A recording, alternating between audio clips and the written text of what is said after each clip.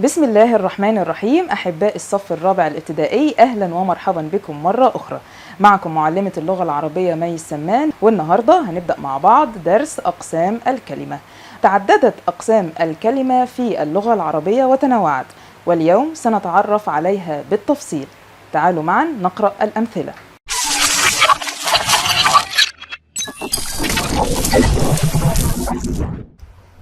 تنقسم الكلمة إلى اسم وفاعل وحرف. الاسم، هنبدأ بالاسم، هو ما دل على إما إنسان أو وظيفة هذا الإنسان، مثل محمد ومهندس، ممكن كمان معلم، طبيب، أو ما دل على حيوان مثل قطة أو أسد، أي حيوان، وما دل على نبات مثل زهرة أو وردة أو شجرة، أي نوع نبات. أيضا هو ما دل على جماد، أي الشيء الساكن الذي لا يتحرك، مثل جبل وحائط، أو دل على زمان مثل يوم، دقيقة، شهر، أسبوع، كلها صحيحة.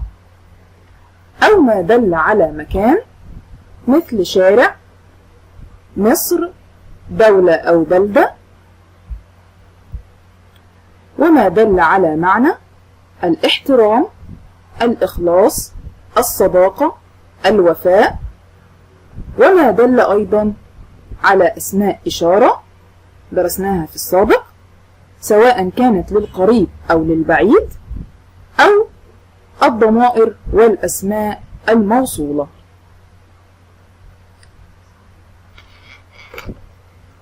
ولكل اسم علامة. فما علامات الاسم؟ أول علامة التنوين، أي الكلمة تكون منونة سواء بالفتح أو بالكسر أو بالضم، مثل هذا درس واضح، فنرى هنا أن الكلمة في نهايتها تنوين. أيضا العلامة الأخرى من علامات الاسم حروف الجر، أو تدخل عليها حروف الجر، مثل نحن في المدرسة، سبق الاسم هنا حرف جر. العلامة الثالثة النداء، مثل يا خالد ذاكر دروسك.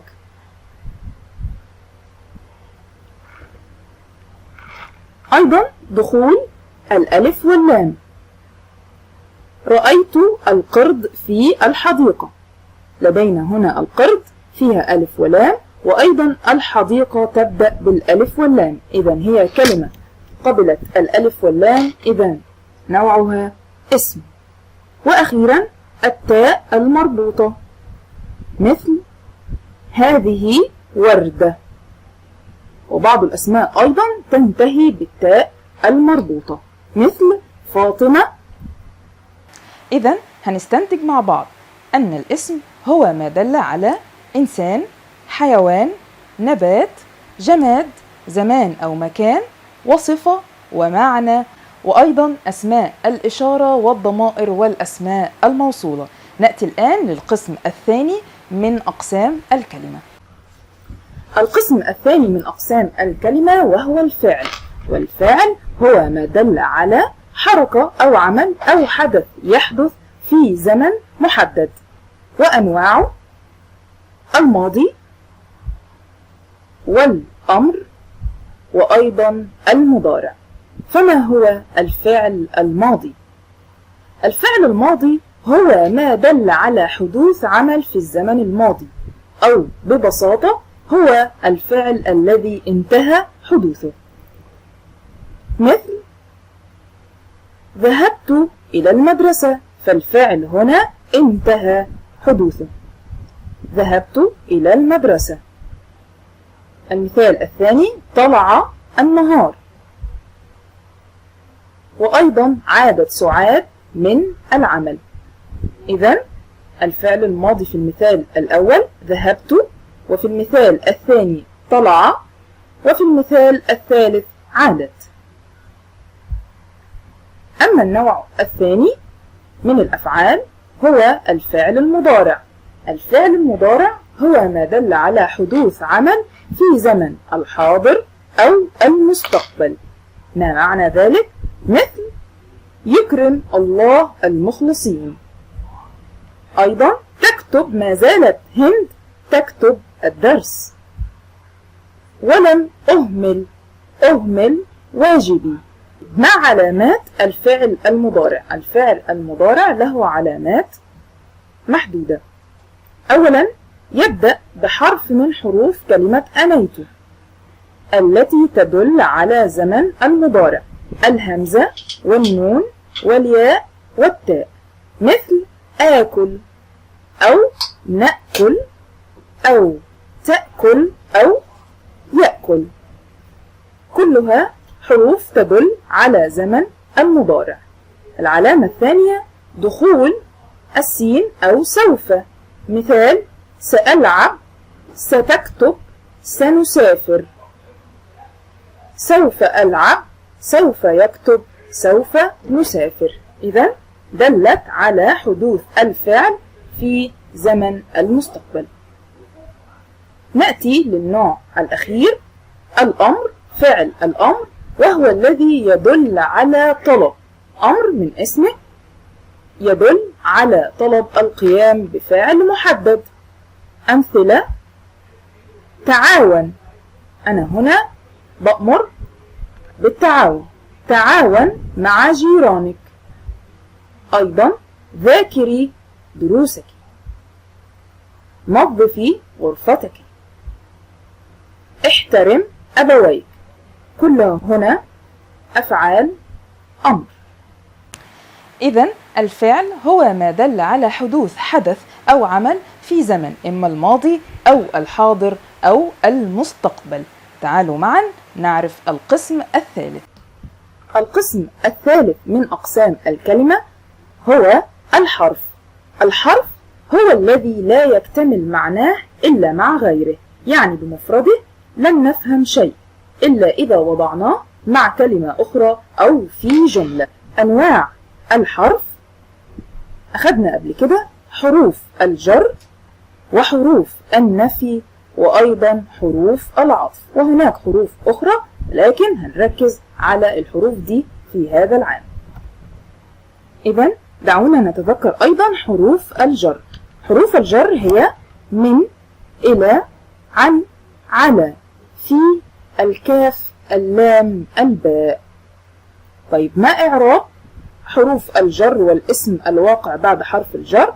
إعراب الاسم الذي يأتي بعد حرف الجر يكون اسم مجرور بالكسرة إذا كان مفردا. مثال: ذهبت إلى المدرسة. إعراب إلى حرف جر لا محل له من الإعراب.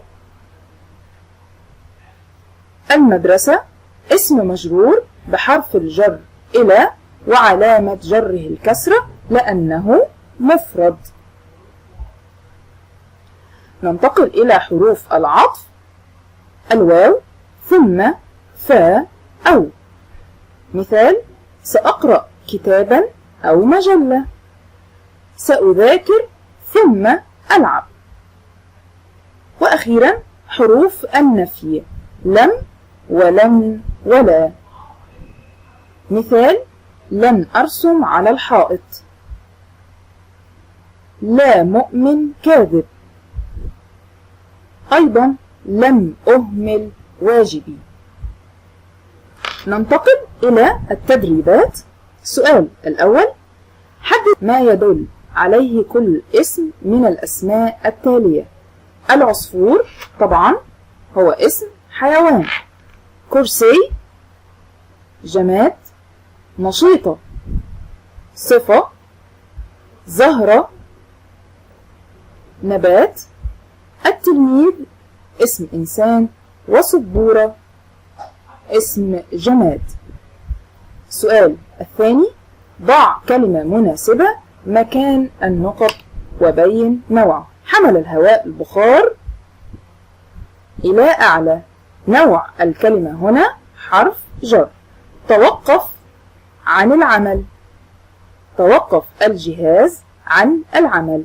نوع الكلمة هنا جماد. أخيرا الله كل شيء، خلق الله كل شيء. طبعا نوع الكلمة هنا فعل ماضي. السؤال الثالث، اقرأ ثم أجب. أنا قطرة ماء، رحلتي سعيدة، تبدأ في الصباح الباكر حيث تشرق الدنيا بنور الشمس، وتتمايل أوراق الشجر، وتغرد العصافير، ويستعد الناس ليوم جديد. أنا أنزل من السماء إلى الأرض ليحيا الإنسان والحيوان والنبات. حدد نوع الكلمة التي تحتها خط. ماء اسم، تبدأ فعل مضارع، من حرف جر، والواو حرف عطف. اذكر علامة كل اسم في الجمل الآتية: البحيرات مساحة صغيرة من الماء، العذب أو المالح. جملة هنا مليانة بالأسماء. البحيرات طبعا علامة الاسم هنا الألف واللام. مساحة الكلمة تنتهي بتاء مربوطة وأيضا تنوين. صغيرة أيضا تنتهي بتاء مربوطة وتنوين. الماء علامة الاسم هنا الألف واللام. العذب أيضا الألف واللام. والمالح أيضا الألف واللام، ولا تجتمع الألف واللام مع التنوين في أي كلمة. السؤال الأخير، أعرب ما تحته خط. لعبت بالكرة. الباء حرف جر. الكرة اسم مجرور بحرف الجر الباء، وعلامة جره الكسرة لأنه مفرد. إذن تعرفنا في هذا الدرس على أقسام الكلمة: الاسم وعلامات الاسم، الفعل وأنواع الفعل، والحرف وأنواع الحرف. أراكم لاحقا بإذن الله.